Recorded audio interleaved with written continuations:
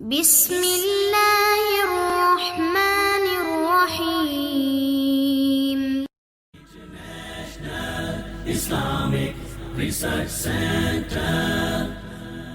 السلام علیکم ورحمۃ اللہ وبرکاتہ۔ الحمدللہ والصلاة والسلام علی من لا نبی بعد ولا رسول بعد ولا معصوم بعد اما بعد۔ محترم ناظرین، جادو کا چل جانا یہ حقیقت ہے، یہ ہو جاتا ہے۔ کسی کا وار یا کسی نے کوئی کالا جادو کروا دیا ہے تو اس کے ساتھ انسان بیمار رہنے لگ جاتا ہے، اس کے کاروبار میں مسائل پیدا ہونے شروع ہو جاتے ہیں۔ اسی طرح سے اس کی اولاد یا اس کے بیوی بچے، ان میں آپس میں جھگڑا اور لڑائی شروع ہو جاتی ہے۔ اگر یہ پتہ کروانا ہو کہ جادو کس نے کیا ہے، یا یہ پتہ کروانا ہو کہ جادو کرنے کے بعد اس نے وہ تعویذ یا وہ کاغذ یا کوئی ایسی چیز پتلا وغیرہ وہ کہاں پہ رکھا ہوا ہے، تو اس کے لیے جو تجربہ شدہ بات ہے وہ یہ کہ آپ نے مسلسل 3 دن نماز فجر، نماز ظہر اور نماز مغرب کے بعد 3 نمازوں کے بعد مسلسل آپ نے 7 بار یہ عمل کرنا ہے۔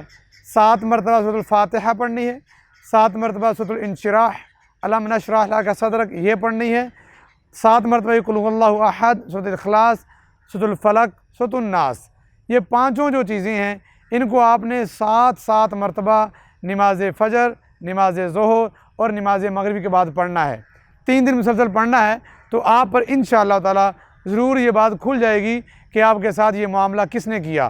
آپ کو خواب میں، آپ کے ذہن میں بار بار کوئی ایک شکل دہرائی جائے گی، یا آپ کو خواب میں محسوس ہوگا کہ پانی ہے تو اپنے قریب دیکھیے کسی پانی والی جگہ کے اوپر کوئی چیز تو نہیں دفن کی ہوئی، کوئی چھت نظر آ رہی ہے تو اپنی چھت کی تلاشی لیجئے، کوئی درخت نظر آ رہا ہے تو اس درخت کو جا کے دیکھیے وہاں پہ کوئی تعویذ وغیرہ تو نہیں بندھا ہوا۔